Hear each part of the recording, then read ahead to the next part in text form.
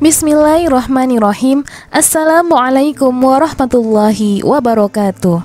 Sahabat Islam Media yang dirahmati Allah Subhanahu wa Ta'ala, kali ini kita akan berkisah tentang peristiwa bagaimana terbunuhnya sahabat Nabi Muhammad SAW, yaitu Utsman bin Affan.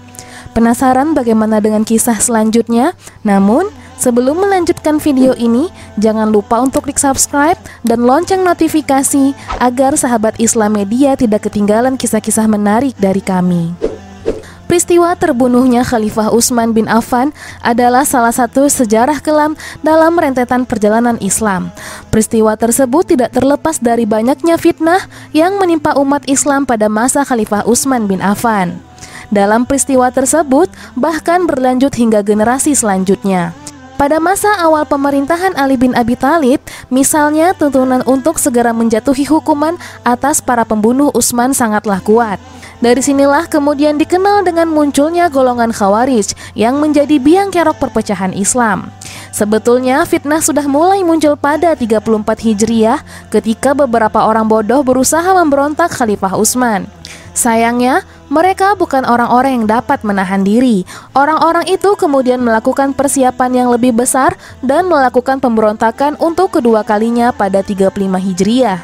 Khalifah Utsman bin Affan radhiyallahu anhu wafat setelah pengepungan yang berlangsung selama 40 hari oleh musuh.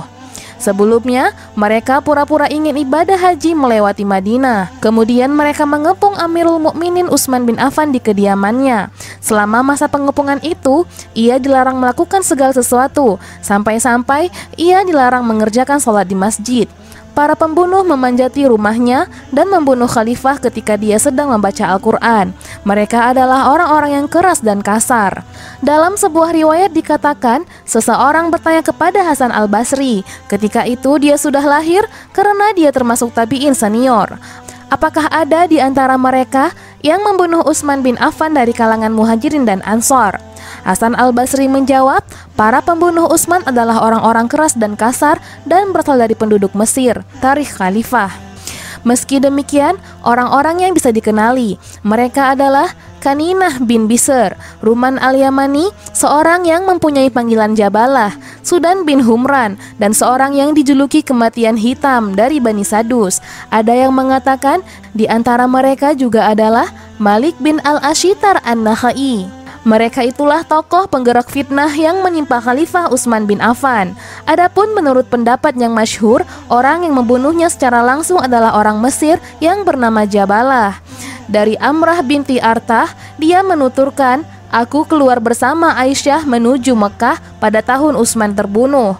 Kami kemudian melewati Madinah. Saat itu, kami sempat melihat mushaf yang berada di pangkuannya saat ia dibunuh. Kami melihat juga bahwa tetesan darah pertama yang menimpa mushaf itu adalah Quran Surah Al-Baqarah ayat 137. Maka, jika mereka beriman kepada apa yang kamu telah beriman kepadanya, sungguh mereka telah mendapat petunjuk. Dan jika mereka berpaling, sesungguhnya mereka berada dalam permusuhan. Maka Allah akan memelihara kamu dari mereka, dan dialah orang yang maha mendengar lagi maha mengetahui." Amrah melanjutkan, maka tidak seorang pun di antara para pembunuh itu yang mati secara wajar. Riwayat Ahmad. Demikian sejarah singkat mengenai peristiwa pembunuhan Khalifah Utsman bin Affan. Tidak dipungkiri sejak zaman sahabat sudah beberapa kali terjadi peristiwa kelam yang menyayat hati. Mulai dari fitnah, intrik politik kotor, sampai pembunuhan. Sejarah peradaban Islam seperti ini memanglah harus diketahui oleh umat muslim. Hal ini sekaligus menjadi pengingat untuk diri kita agar dapat mengambil hikmah dari suatu peristiwa tersebut. Wallahu a'lam bishawab. Semoga kisah ini dapat menambah pengetahuan kita dan menjadi ibrah untuk kita semua. Barakallahu fikum. Assalamualaikum warahmatullahi wabarakatuh.